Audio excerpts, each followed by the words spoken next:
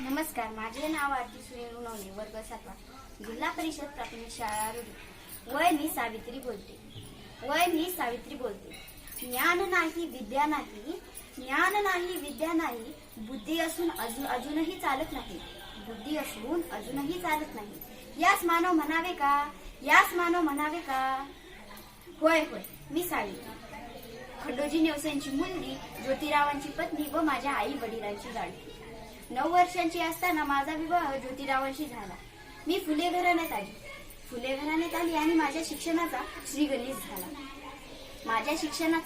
श्रीगणेश झाला. ज्योतिरावांनी मला शिकवायला सुरुवात केली आणि पाटीवर लिहित असताना माझा हात थरथर कापायचा. या थरथरत्या हातांना शेठजींनी आधार दिला. आणि 1848ला आम्ही भिडेवाड्यात पहिली मुलींची शाळा काढली. कोणाचेही वडील तयार नव्हते मुलींना शाळेत पाठवण्यासाठी. तेव्हा शेठजी मुलींच्या घरी जाऊन त्यांच्या आई वडिलांना समजून सांगितले व त्यांचे आई वडील तयार झाले मुलींना शाळेत पाठवण्यासाठी. मुली शाळेत येऊ लागल्या. मी एक दिवशी शाळेत जात असताना एक माणूस मला आडवा आला व म्हणाला, "अय माग होय, बाईच्या जातीला इतका ठीटपणा बरा नाही, माग होय. तू जर माग झाली नाहीस तर तुझी आबरूशामक ठेवणार नाही." मी मनात म्हणालं, कोणत्याही माणसाचं काही झालं तर बाईच्या आबरूवरच येऊन थांबतं.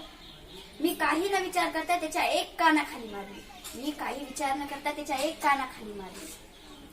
विद्येविना मती गेली, मती विना नीती गेली, नीती विना शुद्ध खसते.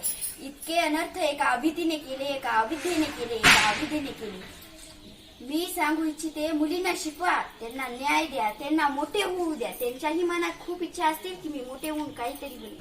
त्यांना शिकवा, न्याय द्या. धन्यवाद. एवढंच.